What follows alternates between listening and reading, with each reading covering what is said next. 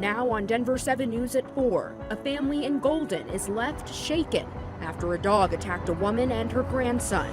Denver 7 is talking to police about the next steps and finding out how the neighborhood is responding. Small businesses make up 44% of our economy, but only about 6% are Hispanic owned. What's being done to change that? And the future of farming is happening in a place that you might not expect. Why demand is now surging for harvesting plants in the ocean. Plus, the Denver Housing Lottery has officially begun. How this annual event can potentially be life-changing for Coloradans struggling to make ends meet.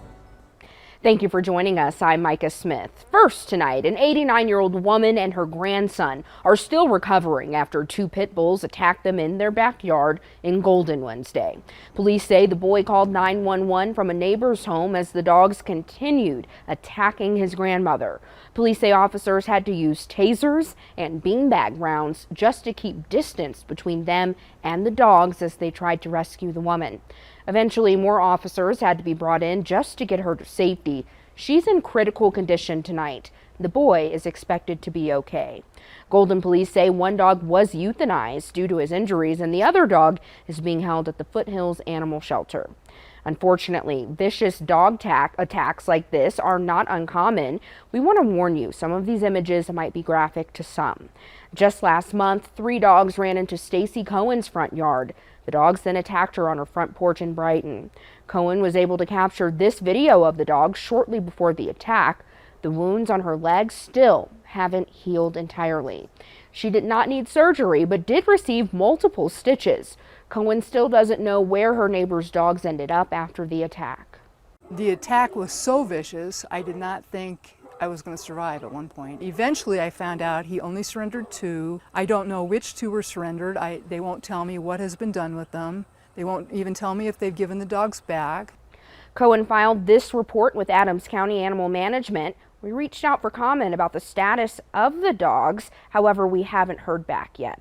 There is an ordinance on ADCO's website that says it shall be unlawful for any person to unlawfully own, possess, or harbor a dog that has caused bodily injury to a person. The dog's owner in this case is due in court next month. We'll continue to follow up on this developing story. New at 4, Denver police officers arrested 2 16-year-old boys for a double shooting near East High School last week.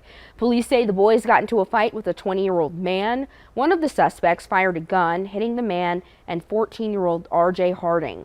Harding was shot in the face and is still in the hospital. He was not involved in the fight.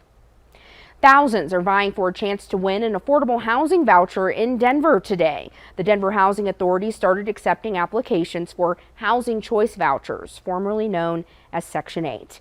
In the past, thousands of individuals and families have applied for the vouchers, but the city will only choose 500 applicants. Today, I talked to William Bengert, a peer navigator at St. Francis, which operates a shelter and day center for people in need.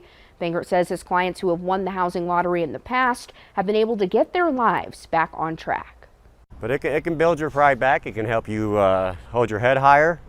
And you know, maybe at this point in time, you getting a housing voucher can get you back into the right state of mind. I also spoke with the man who entered the lottery today. He's hoping to win and finally stop sleeping on the streets. You'll hear his story tonight on Denver 7 News at 6.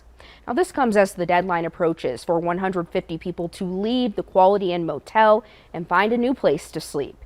Since the start of the pandemic, FEMA money allowed the Colorado Coalition for the Homeless to use the motel as a shelter. But the city says those funds are dwindling. When we talked to the temporary tenants last week, only 41% of them have plans to transition to other housing or shelters.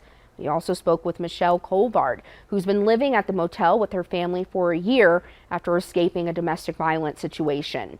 As the city closes the shelter tomorrow, Colvard and her family will have to stay at a temporary shelter in the meantime as they continue their search for permanent housing. The hardest part for Colvard has been answering her children's questions. They keep asking me where we're going, where are we going to be, where are we going to stay, how are they going to get to school? Where's our stuff going? While Colvard is searching for answers, she can also use some help. If you'd like to assist in her situation, visit denver7.com and click on Denver 7 Gives Homeless Mother of 3. Rail workers have reached a tentative deal avoiding a strike that would have cost billions of dollars. Railroads and union reps spent 20 hours negotiating. They came up with a 5-year deal that includes a pay raise, bonuses, and an agreement from railroads to address working conditions and ease strict attendance policies. Union members will now vote on the deal, which is expected to happen after a cooling off period that could last several weeks. Let's turn to the news feed, and it starts with fewer Americans now filing for unemployment. It's at a 4-month low. Some experts are surprised the hiring market has been so strong this year with how weak economic growth has been. Now, it's not the holidays just yet, but people are hitting the store more. Retail sales going up in August, and people still shopping in the face of such high inflation. The White House is making it more difficult for foreign money to be invested in the United States. A new executive order will bolster the committee that is in charge of looking at foreign investments. There are growing concerns among our government about China's investments in the United States. Well, it's Student Sleep Health Week. The goal is to help students learn how important sleep is and how it can help in school. Midnight is around the time that our circadian rhythm starts to get disrupted. Mass General researchers found when people stay up late past that time, they have a more negative view of the world than they do during the day, and that attitude can carry right into school. When you sleep, the brain has these little glial cells that come out, and they clean up all the toxic waste that those neurons and dendrites make all day long. That's because they're wiring and firing. So if you still have all that going on in your brain, you're going to have a little brain fog. It's going to be harder to concentrate. You may be slower to respond. If this happens, the answer might not be too surprising or complicated. The experts say eat breakfast and stay hydrated. That brain's only 3 pounds, but it's 60% water. And if that brain's dehydrated, that's going to make it a lot harder for the brain to work for you. Researchers found that staying up after midnight causes more dopamine production. Now, that is the hormone that's tied to reward. That can make you crave that midnight snack, and it can get you even excited, which just makes it even more difficult to fall asleep. Caregivers having their pay garnished or even losing their homes. That is happening because of what's in some nursing home contracts. The debt collection is illegal, but regulators have been getting more complaints about it recently. We have what to watch for so this does not happen to you.